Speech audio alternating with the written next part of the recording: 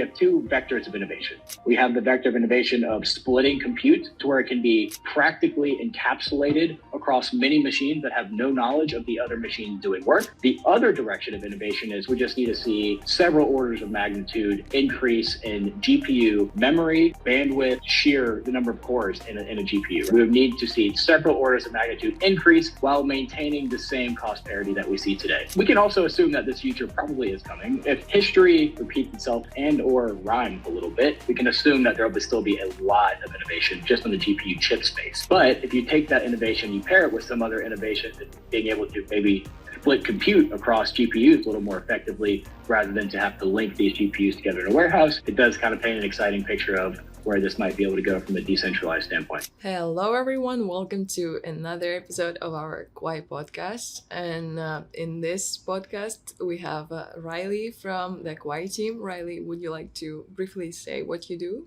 Absolutely. First of all, very excited to be here. This is my very first Quai podcast, so I think it's going to be a great experience, and I'm really excited for this chat. I'm a senior full stack engineer here at Dominant Strategies, building all of the tooling around the protocol. So the SDK, the block explorer, the wallets, everything you need to interact with it. Me, my teams, we are currently tackling that and making a lot of progress. Very exciting things. Cool, thank you. And we also have an exciting guest from IONET, Asa. What do you do at IONET? What's your kind of expertise? Wonderful. So thank you so much for having me today. I guess my title is APAC Head at IONET. So I'm running the business, marketing, partnerships, and manage all sorts of really important relationships in the Asia Pacific region at IONET. I would say compared to Riley, I'm more on the business side of IONET and like making friends and meeting exciting new people like you. So it's actually also my very first podcast and my first Quai Network podcast. So very exciting to be here. Yeah, cool. And just a little bit of background, I studied computer science and political science back in college. So it's like a very exciting combination of these two that I ended up working for blockchain. So yeah, let's talk about it. Yeah, it's like the perfect combo. I would like to start with our conversation about AI and blockchain and everything. I know it's been so much buzz around it that it's probably even tiring to talk about it at this point. But there is also a lot of like empty conversation. And by this time, I feel like we've had some like a lot of opinions on the same thing that are all differing. Would you say that AI and crypto or blockchain belong together? Are there any synergies or do they kind of collide? Definitely understand and recognize a lot of the like frustration or like doubt around can blockchain really do AI, right? It's because I used to study artificial intelligence back in college, and it's a really complex and fast evolving tech stack. It requires like maybe the execution of a Web2 company, and even a lot of Web2 company cannot win at this. And people question, okay, if you throw in decentralization, if you throw in like redundancy, then you're only going to make the development so much slower. You're only going to consume like more compute to do the very same thing when compute is so scarce and people cannot get enough of compute. All of these questions are legitimate, but I think it's still very strategically important that we have the decentralized AI stack. And the reason why is, if you allow me to make like a political analogy, that is, it's always important to have like an opposition party in the politics, no matter how strong the government is, because that provides a kind of like alternative or check and balance, or like the quest and the idea of freedom that keeps the powerful people in check. That's why like political ideologies like libertarianism and anarchism, they might never get into government, but it's important to have them. It's important to have them in as one of the options and in our discourse. And I believe it's the same with AI. So more like concretely talking about AI, and in my journey working for IONET, of course, we are very far away. We're like further away than OpenAI from like actually building out a decentralized AI. But we are doing it little by little, and we are lowering a lot of barriers of entry and making AI more accessible, democratized for a lot of people. For example, like if you are relying on AWS or GCP, you have to have like a fiat account, right? You have to have a registered entity or company, and all of these are traditional gatekeepers. And we all know that traditional banks don't like crypto projects, they don't like crypto companies. And And at the very least, we are allowing great number of crypto projects to just access GPU compute with USDC and USDT. And that, I believe, in and of itself is a first step and is a very important step towards building out this alternative, this decentralization of AI. So to sum it up, I believe it is slower, it is harder. I believe the concerns are legitimate, but we should not overlook the little by little things that the decentralization is doing and why it's strategically important to have a decentralized alternative. Yeah, awesome. I think you made a lot of really good points there. A couple of words that you use that really resonate with me and that I use to explain things quite a bit in the space is part of the technology stack. What crypto and what Web3 is for the stack is a trustless, verifiable layer. Okay, there are projects that need trustless verifiability. There are projects that don't need trustless verifiability. Okay, in our case, let's focus on the ones that do. Right, and then the other side of the spectrum here is AI. AI, as we progress more and as it becomes the level of adoption really starts to proliferate here, we're going to accept intelligence and inference as part of the stack as well. Okay, this is not going to be something that we just are occasionally integrating with. It's just going to be something that's built into products in such a widely adopted way that it's just going to be part of the stack, right? And then you take these two together, verifiability and intelligence, okay? And there's a lot of really powerful things that are going to be allowed by verifiability and intelligence, right? So we have LLMs now, ChatGPT, these things are really impressive in their ability to be creative. They're really impressive in their ability to write poetry, to write novels, to come up with stories, but they also are not very impressive in their ability to verify truth, right? This is actually a very hard problem that everyone is really recognizing in the AI space. And to me, crypto or the verification part of the stack can really help here. Okay, so this is outside of really the decentralized compute argument. This is more in just the synergies between what these tools are really good for.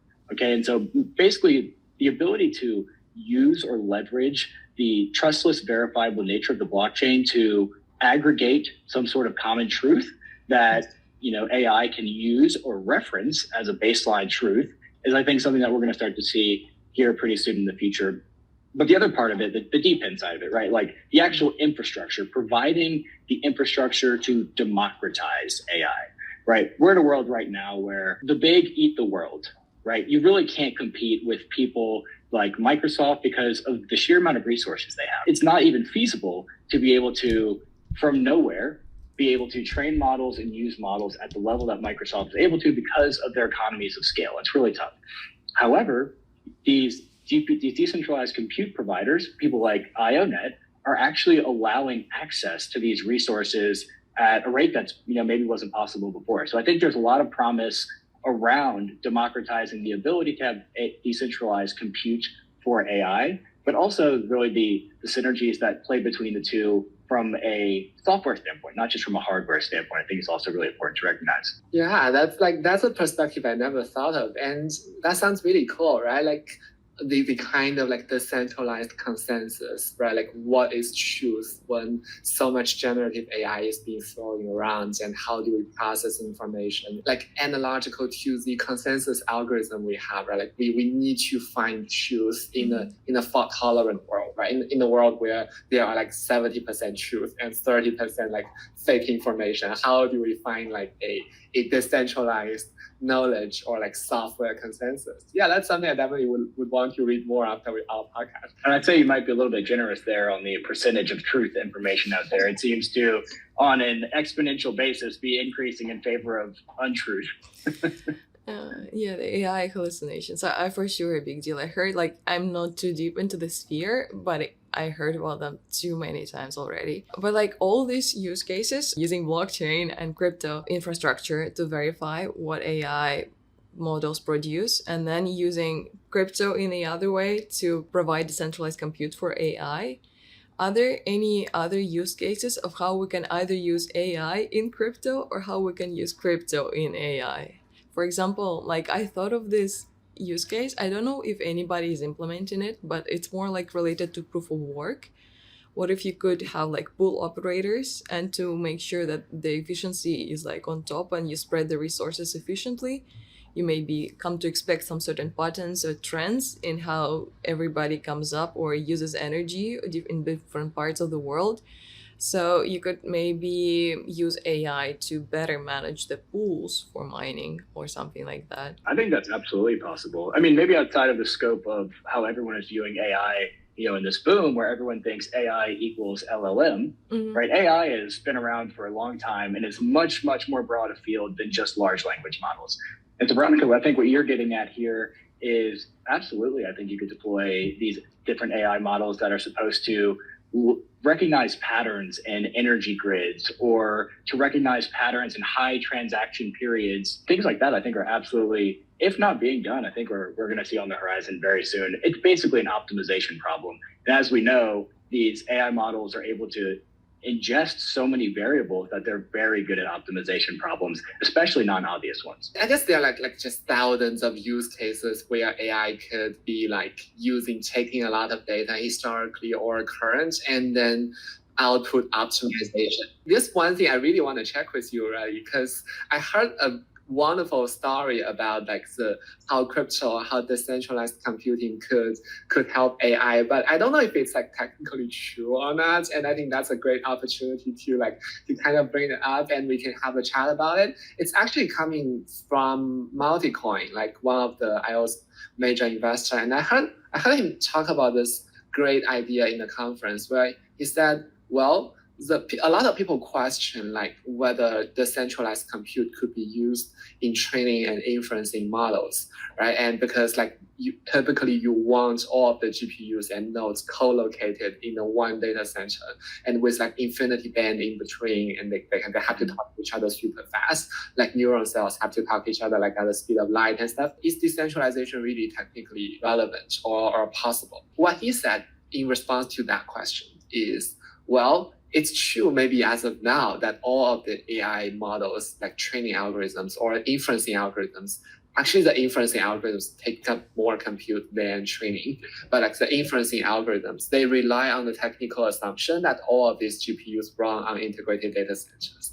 But now that we are having GPU shortage, we are having demand far outpacing GPUs.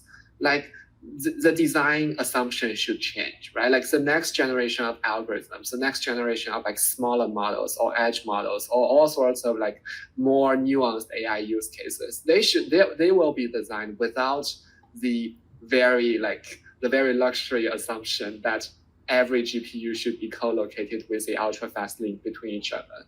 And that's similar to how when GPU becomes a huge resource constraint, then everything will be designed to accommodate this constraint, right? It's how we used to not care about the environment and we just design whatever car that runs fastest and burns the most oil. And now we start to care about the environment. We start to make batteries work. We start to make fusion cars work. But that was unimaginable when Ford invented the first car. How can you make these little batteries power a car? But now they do. From your technical perspective, is that a reasonable, plausible theory, or are we actually already going in that direction, or is that more far away than we think?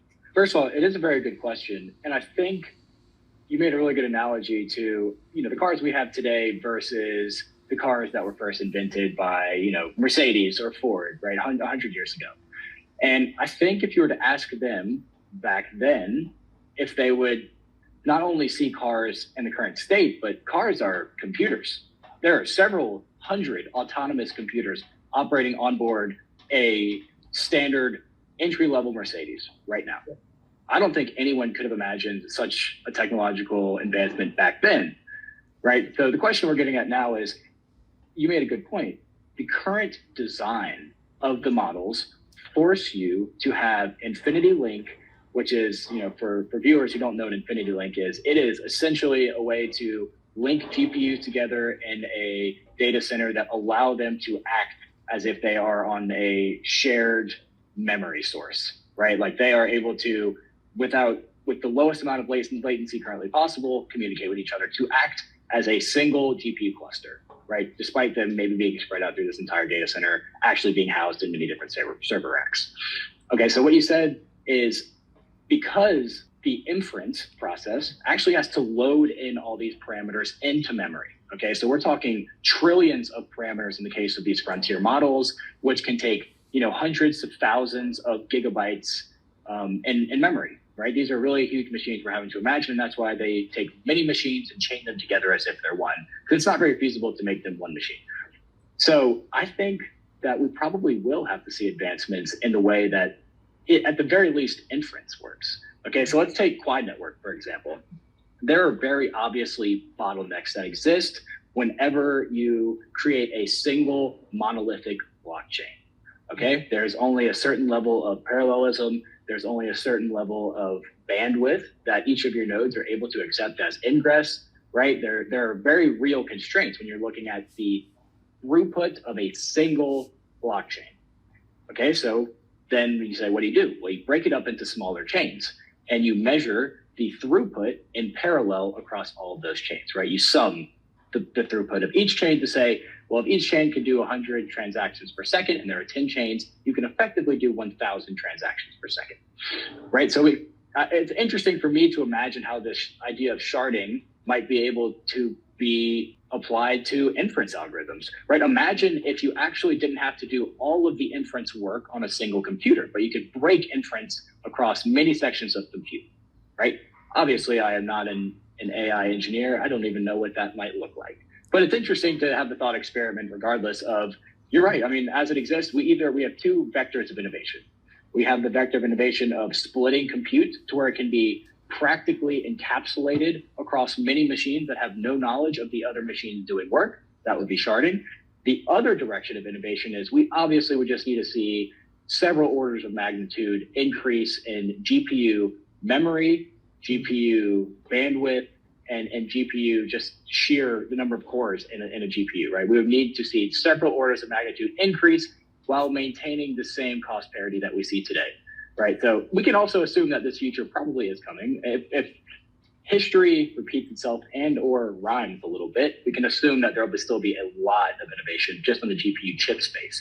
But if you take that innovation, you pair it with some other innovations and being able to maybe split compute across GPUs a little more effectively rather than to have to link these GPUs together in a warehouse, it does kind of paint an exciting picture of where this might be able to go from a decentralized standpoint. Thank you for that answer. Yeah, sounds great. I guess like maybe part of the innovation is also just how, in addition to like the trillions of parameters, large models, we are also seeing like smaller models, edge models, and like models of different parameters and sizes proliferating. And I guess they will be like taking off some of the workload or some of the payload from the large models, so that people don't just rely on a few, like a handful of large models, like for everything we do.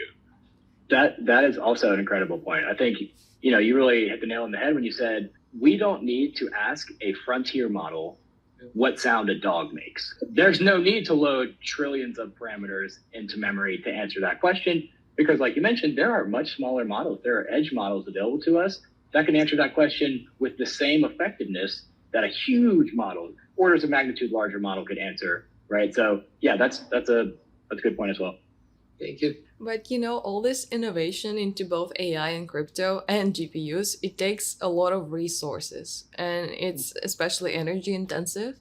And I found this article that was kind of named funny. It was a pun of there is a power struggle between AI and crypto. And you really do, for both of them, need tremendous amount of compute.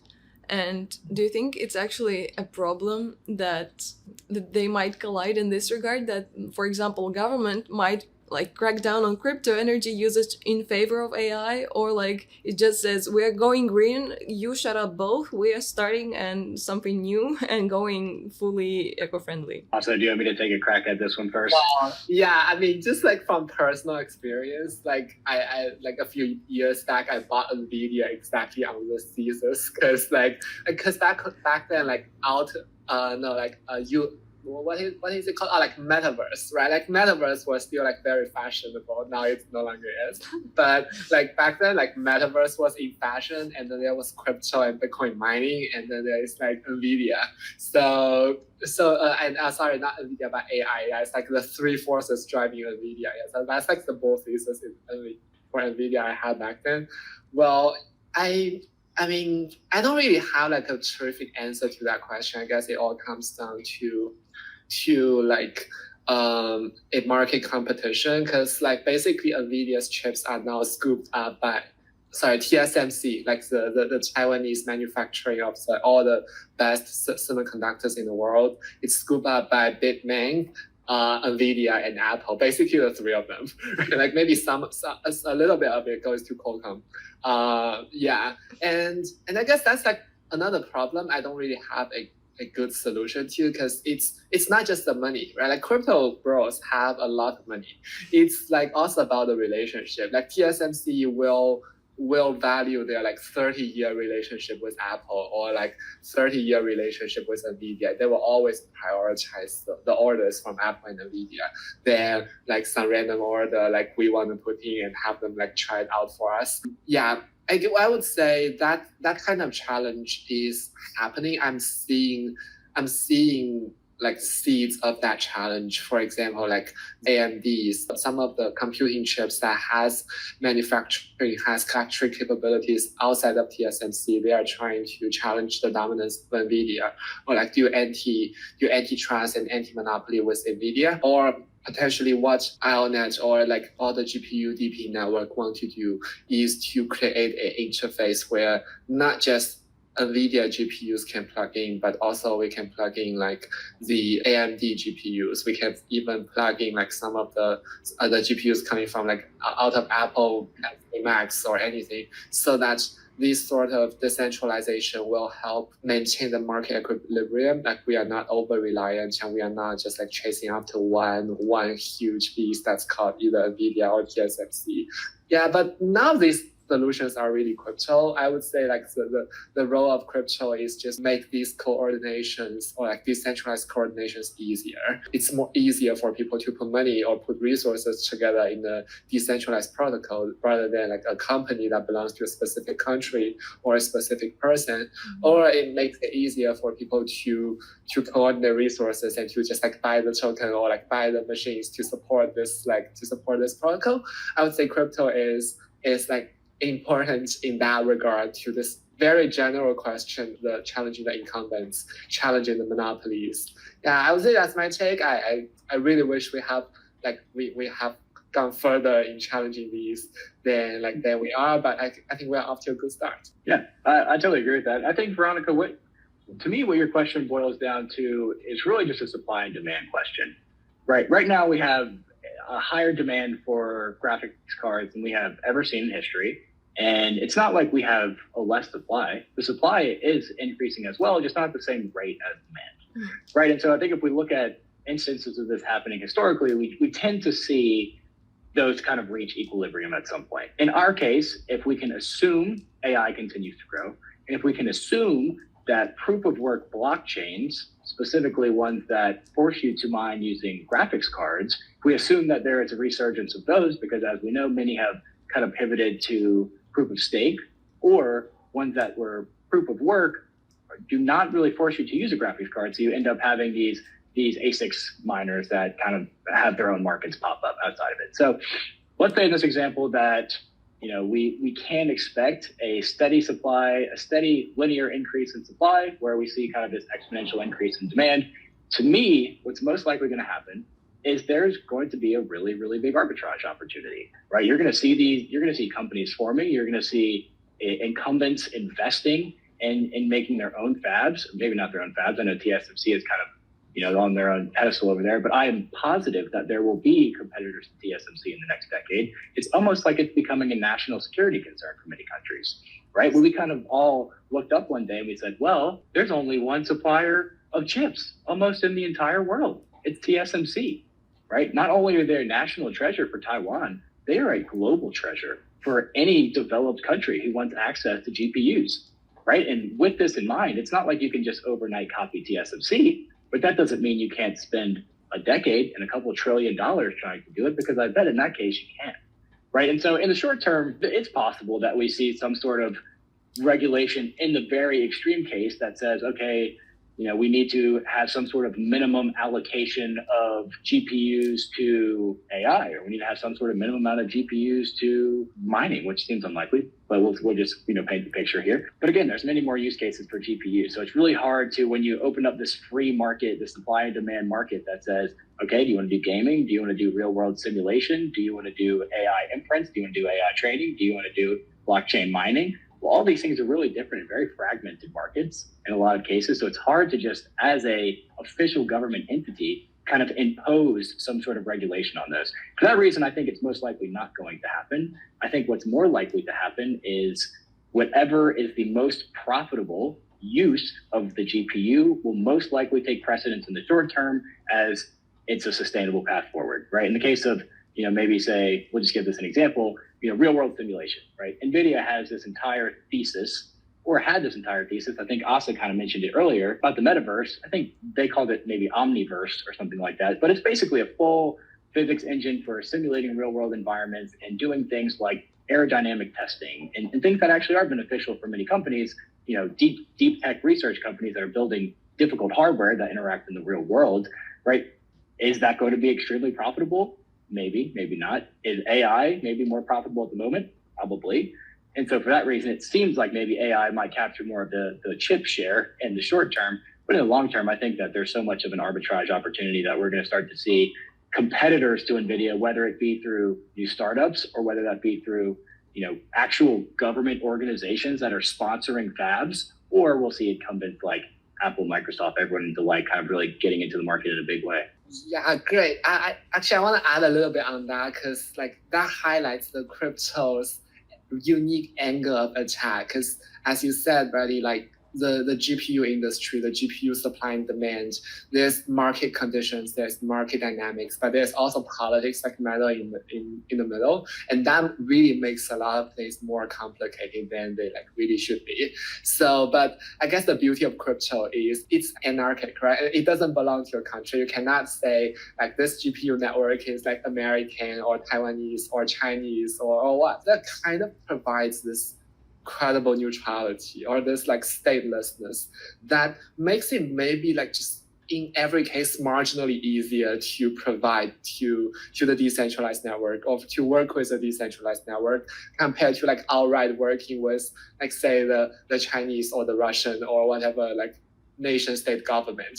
Yeah, I would say that's a very unique beauty of crypto, and I would really love to see the crypto nation in general getting more compute power or getting access to more of these exciting resources. Yeah, that's a good point as well. And this might paint this sort of in a negative light, but I think that the point of the story I'm about to tell, it will still shine through here, is that we can imagine, if some country does not want another country to have access to AI, right? We can imagine a future in very near future where AI is extremely powerful to the point where, governments are employing it for whatever governments do. Okay. And we say there is a larger, more powerful government that doesn't want a smaller government to have access. So they put an embargo on chips for that government. Well, also you made a good point. Well, there are decentralized GPU providers that you simply cannot censor as any organization. So I think that also allows the ethos of crypto in the AI space to really shine through still.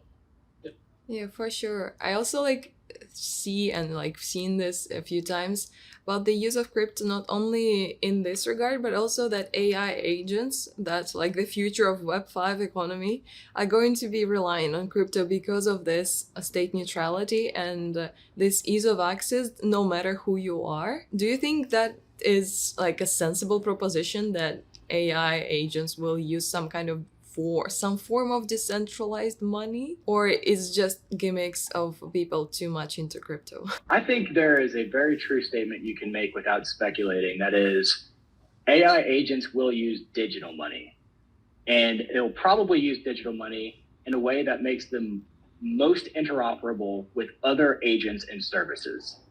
Okay. And, if you think about services that might be provided globally, well, the US dollar is a pretty good contender. It's digital, right? There's some verifiability, but not every service in an international standpoint wants to hang its hat on dollar issuing organizations in the US, banks, right? There has been many things happening over the past several years that have led to plenty of shaky, foundation in many U.S. banks that probably cause a lot of people widely to not want to depend on them, right? And so if we think about this AI agent space where you can do so many things autonomously, your agent is acting on your behalf.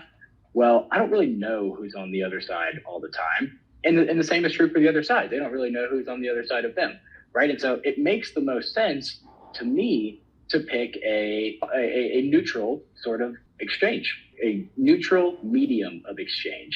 Okay, so in this case, there's obviously many, many options. Like from the crypto world, you could use Bitcoin, you could use Ethereum, you could use Quai, you could use anything. The reality is it's probably going to be some sort of interoperable framework that allow these agents to kind of opt into some monetary basis or not others.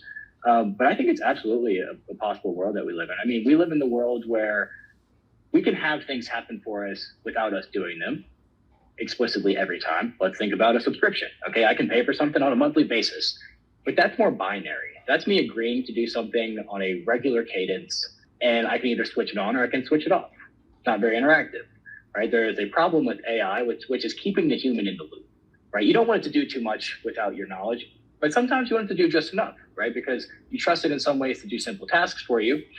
And I think that is going to be really the important thing to hammer in on these AI agent Web 5 world, where there's probably frameworks for participating in crypto. And I do believe that's the way it's going to go, almost certainly to me, right? It's kind of, if we can imagine like a native monetary base of the internet, well, these AI agents are just going to be operators on the internet, right? In essence.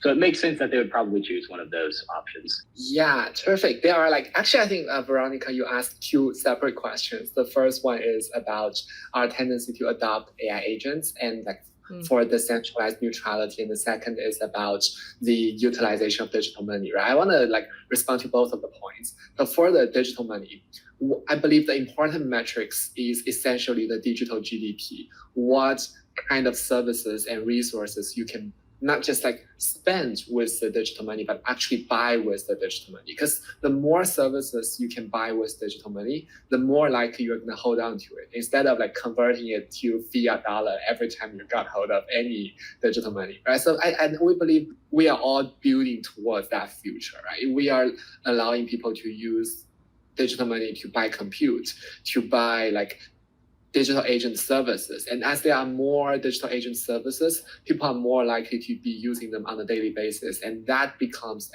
saving or having a hoard of digital money, sitting in their wallet becomes a habit, becomes more usual and acceptable to people. And that's where we have a healthy self-enclosed economic loop within the on-chain world, within the digital world. And that's why I believe the USDT will really start to become the new money, instead of a crypto token, a investment. That's still people think of it more as an investment, not as actual currency of exchange in the traditional world. But we are getting there. And the second point about agents, I think they are very, very important. I spend my fair share of time in the United States, and that I know, and also spend my time in Asia. And one thing I know is both governments and political correctness and social movements can go to the extreme to censor your speech or to censor the speech of AI agents. And I think that censoring AI agents is even worse than censoring individuals, because that one AI agent is talking to millions of people, and it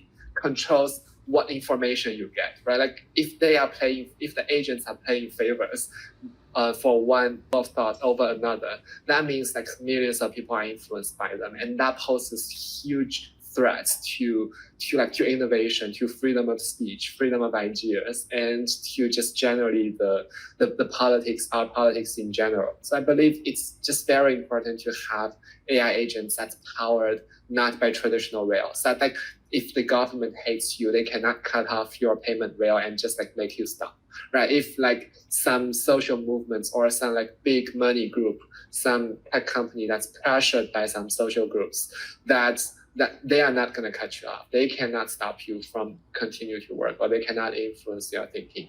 All of these are extremely important. I think, I'm working in crypto. I think everyone working in crypto have their fair share of libertarian leaning. And I think that's very important of the crypto ethos. Yeah, absolutely. I think having a censorship resistant fleet of AI agents operating for me on chain is a future I'd like to live in. Yeah, said as a crypto person. To close it off, I have one fun question that's just a thought, I guess, or maybe not. When or if we invent AI brain chips, would you upgrade your brain with one? You can say yes or no or elaborate. Like Neuralink, right? Well, yeah. I will. I mean, life is all about experiences, right? I have lived my carbon-based human, human life for a very short time. It's good to switch up to silicon-based and see what happens, right? But more practical note, people are afraid of people always want more freedom, want more capacity, want more capability, want more health. And I believe an AI chip just right in the top of my brain, and also maybe in my veins and in each of my organs, they will get to monitor my health status, my everything so well. And that's always what I imagine when AI comes into life sciences and smartware, where they're just gonna monitor when the cancer cell appears in your body, and they're just gonna kill it. But instead of now we are gonna wait for the cancer to grow up before we can even detect it. I guess that there's a lot of exciting opportunities. I mean, you only live once. Why not? Yeah, for me, I would definitely try it. Yeah, I'll start mine with I would also try it. I wouldn't be the first, but I think there's a point where if we can assume, there's 2 points I'd like to make here. The first, Austin made a great point. If it just helps you monitor your health in a real time and intelligent way, everyone would get it, right? Who would opt out of that? That we already do that with medicine. It's just prohibitively expensive in a lot of cases, so you just can't do it as much as you want. But if we can imagine a world where you're just always being monitored head to toe, every single cell, and it tells you what's wrong and it can fix it, of course, I'm going to do that the first second it's available. The other side is if the AI chip actually improves your intelligence, right, and gives you kind of the superhuman intelligence rather than just, saving your body. If you can imagine in a future where this exists, that there's any sort of competition, everyone will get it. If you don't get it, you will be at such a disadvantage, right? I'm not saying everyone will get it immediately, but slowly it'll get to some sort of critical mass where you're totally neglected from work, from every competition if you don't have this AI chip, which will basically mean you're like a subhuman at that point, right? If you're just going to be the regular old carbon-based human that does regular, human intelligence thing. That's not, going to work in the super intelligence world. And so, my answer is yes. And I also like to make the bold claim of at some point, everyone will have one if, there's any sort of competition. Yeah, exactly. Right. Maybe one concern is about egalitarianism or equality, because not everyone's going to afford one. Yeah, but I would say just the rapid revolution of productivity and how we get to do so many things we couldn't do before, that's going to lift everyone's living standard, even people who cannot afford it at the first place. And then eventually people will get it, right? Just think about it. Even if an average or below average person in the developed world today is living a better life than Napoleon, right? He doesn't get air conditioning. He doesn't get aspirins or modern medicine or everything. So yeah, I would say I would embrace the technical acceleration. So you're not too concerned about how can we make sure that it's okay at that point to put in our brain? I mean, it's just a conspiracy, obviously, and the scares of the government is going to control you through all these chips. Do you think it's actually a possibility of the chips being controllable by some whatever entity that you did not agree to be controlled by? That's a very good point. Unfortunately, I'm not familiar with the attack vectors of brain chips, but it sounds like it's probably possible. And that's why I wouldn't be the first. I just wouldn't be the last either. And that's, if I were the government, I would definitely want the back. I need end-to-end encryption on my neurons. Yeah, for sure. Okay. Thank you very much, both, for tuning in and giving me all this info and the audience a lot of this exciting conversation. I hope we added some to the discussion and I learned something new today, which was very helpful. Thank you both. And do you have any last words, Asa, Raleigh? Thank you so much for the conversation. This is like a great, insightful conversation I had and make me so more optimistic about the future of AI and crypto. Yeah, just some last notes. I'm currently based in Japan, Singapore. So if you are here in the APAC region, reach out and we can have a coffee chat. Excited to meet people and so we can build AI and crypto together. Awesome. Yeah, awesome. Veronica, thank you so much for this conversation. It really has been a lot of fun, and I hope to, appear soon on one of the other Quai podcasts. So we'll see how it goes. But yeah, it was really a pleasure chatting with you both. Thank you.